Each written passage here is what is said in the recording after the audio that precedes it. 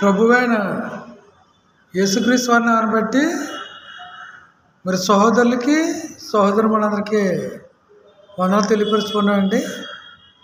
మరి దేవుని యొక్క పరిశుద్ధ గ్రంథం మనం చదువుతూ ఉన్నాం. మరి భారతదేశంలో అన్యజనులైన మనము దేవుని పరిశుద్ధ గ్రంథమైన బైబిల్ చదివి మరి దాన్ని విశ్వసించి యేసుక్రీస్తు వారు దేవుని కుమారుడని నమ్మి మనం బాప్టిజం పొంది సంఘంలో చేర్చబడి ఉన్నాం. కాబట్టి ప్రియమైన దేవుని బిడ్డలారా, మరి నేటి మధ్యకాలంలో మరి క్రైస్తవులోనే దొంగ బోధకులుగా మరి దొరబడ్డారు. అంటే సంఘంలో క్రైస్తవమయాన్ని దొంగ బోధకులు దొరబడి ఏమని ప్రకటిస్తున్నారంటే, యేసుక్రీస్తు వారు ఇశ్రాయేలుకి దేవుని కుమారుడుగాను అన్యజనులకు దేవుడిగాను ప్రకటించాలి అని ఈ దుర్బోధ అనేది ప్రతి చోట మరి వీరు శవాలు విసురుతూ దుర్బోధని చేస్తూ ఉన్నారండి. కాబట్టి వికేఆర్ అనే వ్యక్తి ఈ మధ్యకాలంలో శవాలు విసిరండి. యేసుక్రీస్తు దేవుడు కాదంటే నా దగ్గరికి వచ్చి మీరు డిబేట్ చేయాలి, నేను చెప్పిన రూళ్ళు మీరు పాటించి నా యావదాస్తిని రాసిచ్చేస్తాను అని పైగా శవాలు విసురుతున్నాడండి, ఒక అబద్ధాన్ని ప్రకటిస్తూ.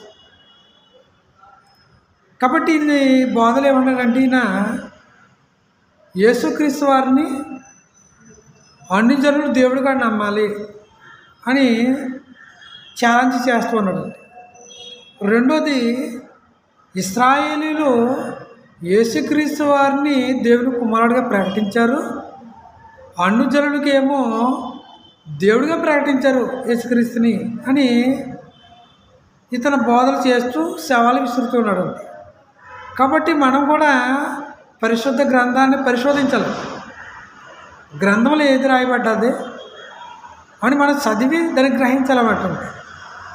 రోమపత్రిక 3వ అధ్యాయము 29వ వచనం మనం చూసినట్లయితే ఇక్కడ ఇలా రాయబడి ఉందండి, దేవుడు యూదులకు మాత్రమే దేవుడా. ఇప్పుడు దేవుడు నేతే ఎవరైతే నమ్ముతున్నారో యూదులకు మాత్రమే దేవుడా,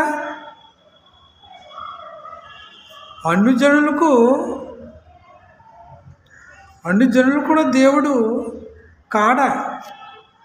ఇప్పుడు ఈయన బోధన ఏమన్నాడంటే, పరిశుద్ధ గ్రంథంలో మరి రాయబడ్డదండి, ఏమన్నాడు, యూదులకు మాత్రమే దేవుడా, అన్యజనులకు దేవుడు కాడా అని మీరు ప్రశ్నిస్తూ చెప్తున్నాడు అన్నమాట. ఏమన్నాడంటే, అవును అన్యజనులకు దేవుడే. ఇప్పుడు కానీ ఇశ్రాయేలు దేవుడు అన్యజనులకు దేవుడు కాడా అని ప్రశ్నిస్తున్నాడు. అంటూ అప్పుడు ఏమన్నారు, అన్యజనులు కూడా దేవుడే. ఎవరండి? తండ్రి అని దేవుడు యూదులకు మాత్రమే దేవుడు కాదు, అన్యజనులు కూడా దేవుడే అని ఇక్కడ మనకు రాయబడ్డది. కాబట్టి దేవుడు ఒక్కడే గనుక దేవుళ్ళు ఎంతమంది ఉన్నారంటే దేవుడు ఒక్కడే అంటాడు. ఒకే ఒక దేవుడు, ఇశ్రాయేలుని ఎన్నుకున్న దేవుడు ఇశ్రాయేలులకు మాత్రమే కాదు నేటి అన్యజనులకు కూడా ఆయనే దేవుడు అని పరిశుద్ధ గ్రంథం మరి తెలియపరుస్తుందండి. కాబట్టి మనం గ్రహించలేనట్లయితే మరి వీకే ఈ తప్పుడు బోధని లేదా తప్పుడు సిద్ధాంతాలను ఏం చేస్తున్నాడంటే రుద్దుతున్నాడు క్రైస్తవుల మీద. దేవుడు ఒక్కడే, ఆయన తండ్రి అని పరిశుద్ధ గ్రంథం చెప్తూ ఉంది. కాబట్టి ఇశ్రాయేలుకి దేవుడు ఎవరో నేటి క్రైస్తవులు కూడా దేవుడు ఆయనండి. సున్నత పొందిన వారు ఎవరంటే ఇశ్రాయేలు జనాంగం. ఇప్పుడు సున్నత పొందిన వారికి మాత్రమే యెహోవా దేవుడా, నేటి క్రైస్తవులకి యెహోవా దేవుడు కాడా అని అన్ని జనులు కూడా దేవుడే. మరి అన్ని జనులు ఎవరు? దేవుని ఎరగని ప్రజలు. కాబట్టి దేవుని ఎరగని ప్రజలకు కూడా యెహోవా దేవుడు అని పరిశుద్ధ గ్రంథం తెలియపరుస్తుందండి ఇక్కడ. కాబట్టి ప్రియమైన దేవుని పట్ల మనం వికేఆర్ బోధలు మనం పరిశోధన చేసి మరి గ్రహించాలండి. అంటే దుర్బోధ ఎంత దుర్బోధ చేస్తున్నాడంటే వికేఆర్ అన్ని జనులకేమో యేసుక్రీస్తుని దేవుడిగా నమ్మాలంటున్నాడు. మరి ఒక రిఫరెన్స్ చూపించచ్చు కదా, అన్ని జనులు దేవుడిగా నమ్మాలి అని. అన్ని జనులు యేసుక్రీస్తు వారిని దేవుడిగా నమ్మాలని ఒక రిఫరెన్స్ కూడా చూపించలేడండి. కారణం ఏంటంటే పరిశుద్ధ గ్రంథంలో రాయబడలేదు అక్కడ. యేసు దేవుని కుమారుడిగా నమ్మునట్లు ఈ గ్రంథం రాయబడ్డదే తప్ప యేసును దేవుడిగా నమ్మాలి అని ఒక రిఫరెన్స్ అతను చూపించలేడు. మరి చూపించగల సామర్థ్యం ఉంటే, ధైర్యం ఉంటే నాతో డిబేట్ చేయమని నేను వికేఆర్కి ప్రేమపూర్వకంగా మనం చేస్తున్నానండి. యేసుక్రీస్తు వారిని దేవుడిగా నమ్మాలి అని ఒక రిఫరెన్స్ ఉంటే మరి మీరు డిబేట్కి నిలబడవచ్చండి. కాబట్టి ప్రేమపూర్వకంగా నేను ఏం చెప్తున్నానంటే దుర్బోధలు మానేసి ఇప్పటికైనా మారుమనసు పొందు వికేఆర్. సమాజాన్ని గలిబిలి చేస్తూ ఉన్నాను. దేవుడిచ్చిన ప్రణాళికను నువ్వు ఏం చేస్తున్నావంటే మరి సాతాను వశంలోకి వెళ్ళి సాతాను అనుచరుడిగా మారి మరి క్రైస్తవ సమాజాన్ని నువ్వు పాడు చేస్తూ ఉన్నావు.